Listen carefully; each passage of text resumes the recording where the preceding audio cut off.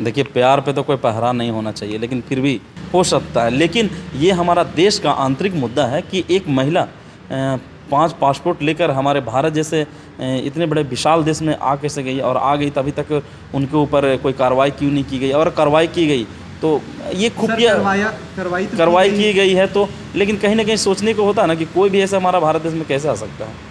मैं सीमा हैदर हो या फिर वो जो लड़के, मैं इनका विरोध नहीं कर रहा हूँ, लेकिन सोचना ये है कि हमारे देश में सर सीमा हैदर जो पाकिस्तान से चल के भारत आ गई है और 2 महीने से दिल्ली में रह भी रही थी, जिसके बारे में खुफिया एजेंसियों को भी नहीं पता था, इस पर आप क्या कहना चाहते हो?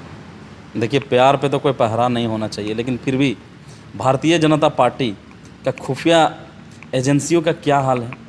भारतीय जनता पार्टी इतने कमज़ोर कब से हो गई कि हमारे सीमा से कोई महिला अगर लांग कर यहाँ पे आ जा रही है, तो भारतीय जनता पार्टी की जो सरकार है, एनडीए की जो सरकार है केंद्र में, तो कहीं ना कहीं तो कमज़ोर है।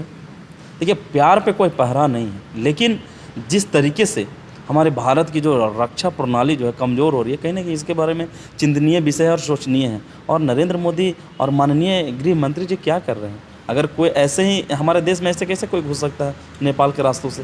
सीमा हैदर तो कह रही है कि मैंने वीज़ा के लिए बहुत ट्राई किया, मेरे को मिला नहीं, इसलिए मुझे ये कदम उठाना पड़ा। मैं बता रहा हूँ ना, प्यार पे कोई पहरा नहीं। प्यार किसी से कभी भी किसी से हो सकता है, लेकिन ये हमारा देश का आंतरिक मुद्दा है कि एक महिला 5 पासपोर्ट लेकर हमारे भारत जैसे इतने बड़े विशाल देश में आ कैसे गई, और आ गई तो अभी तक उनके ऊपर कोई कार्रवाई क्यों नहीं की गई, और कार्रवाई की गई तो ये खुफिया कार्रवाई की गई है। तो लेकिन कहीं ना कहीं सोचने को होता है ना कि कोई भी ऐसा हमारा भारत देश में कैसे आ सकता है। मैं सीमा हैदर हो या फिर वो जो लड़के, मैं इनका विरोध नहीं कर रहा हूँ, लेकिन सोचना ये है कि हमारे देश में ऐसे कोई कैसे भला हो सकता है। हम लोग कोई और देश में तो आप विरोध नहीं कर रहे हैं, तो आप क्या इसका समर्थन करते हैं कि कोई भी मतलब भारत में किसी भी देश से, या जैसे हमारा नेपाल से रिश्ता ये अच्छा जांच का विषय है, ये जांच का विषय है, और जांच हो रही है इसके मामले में। लेकिन भारतीय जनता पार्टी को ये विचार करना चाहिए कि केंद्र में उसकी सरकार है, ऐसे कोई सीमा पार अगर घुस करा जा रहा है तो कहीं ना कहीं विचार तो सोचनी है। केजरीवाल की सरकार है,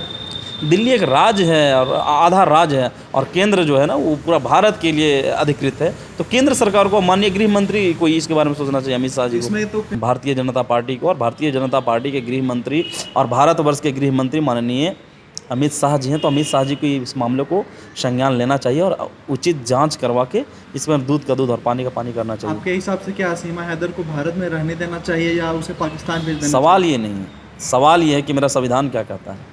सवाल ये है कि मेरे भारत देश में अगर ऐसा कोई घुस रहा है तो उसकी समीक्षा होना चाहिए। सवाल ये नहीं है, सवाल ये है कि अभी तक हम लोगों ने ऐसा मतलब देश के लिए क्या किया कि कोई भी अवैध माइग्रेट करके घुस जा रहा है, एक महिला ही क्यों ना हो। तो सवाल ये है कि सवाल पूछा जा रहा है माननीय गृह मंत्री जी से कि ऐसे कोई महिला कैसे घुस जा रही है, फिर महिला की जगह कोई और रहता, या फिर खुफिया एजेंसी के लोग ही रहते, या पाकिस्तान ISI के लोग रहते, तो ऐसे घुस जाते। कहीं ना कहीं सोचनीय विषय है।